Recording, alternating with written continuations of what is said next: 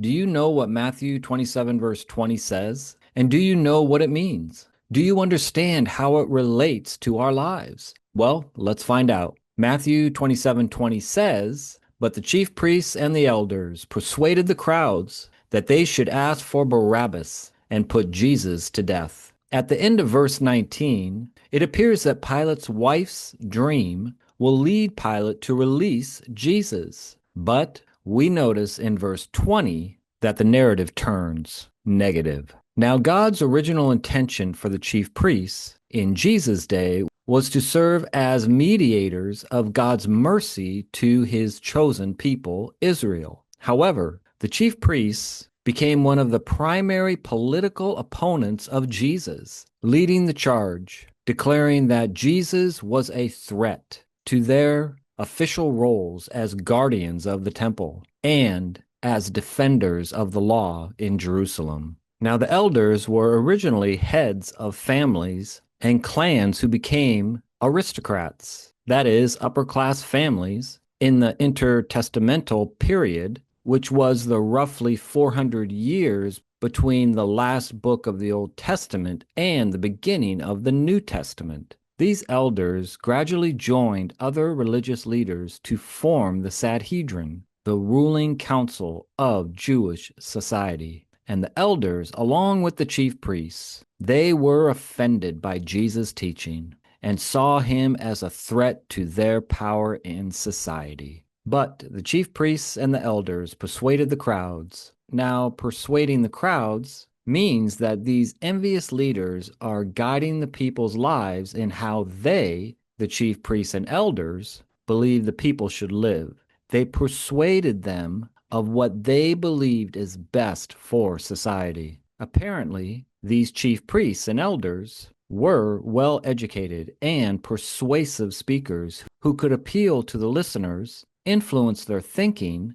and tragically lead the people in destructive ways to serve their own purposes. The crowds were those attending this courtroom setting, all of those in Antonia, that is, the Roman fortress next to the temple, was where Roman trials were held, making it the stage for this dramatic decision. This conjunction lets us understand that the following states the objective of the chief priests and elders. What is the goal of these false leaders? It is what follows in the narrative. But the chief priests and the elders persuaded the crowds that they should ask for Barabbas. Now Barabbas, he symbolizes what Christ does for everyone who trusts in Jesus. As far as we know, Barabbas had no faith nor love for Jesus, but the principle stays the same regardless. If Jesus had not suffered, then Barabbas would have been executed.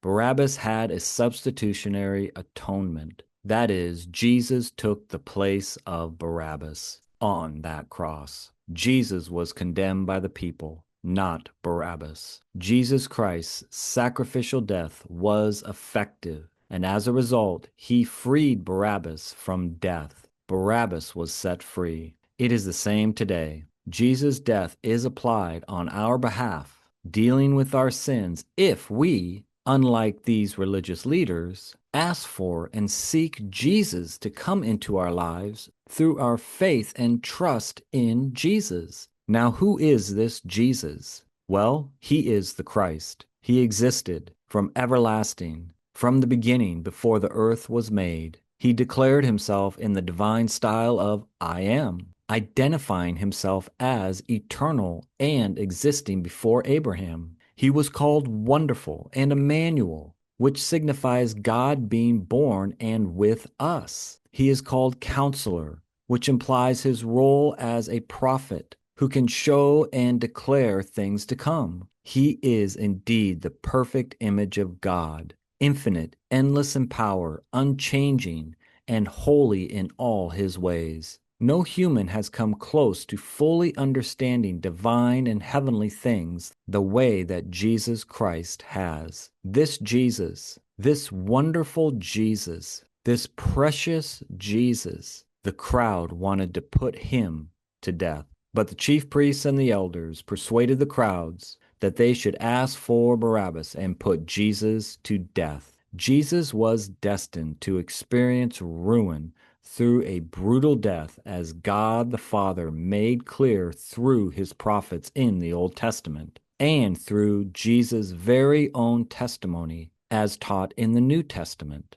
Even during the darkest times in history, we can trust that in the end, all is working out in our lives for God's glory and our good, if we love and trust in Jesus Christ. In summary, every day we face numerous visual and auditory distractions that influence us in one of two ways. We can either behave as if Jesus is absent from our lives, or we can act as though we have been renewed because Jesus died for our sins. For reflection, ponder how easily the crowds were persuaded to follow the will of these false leaders. And think about how we are in the same state and condition as Barabbas. Well, is the fate of Barabbas and Jesus finalized? Let's keep reading the Bible and find out.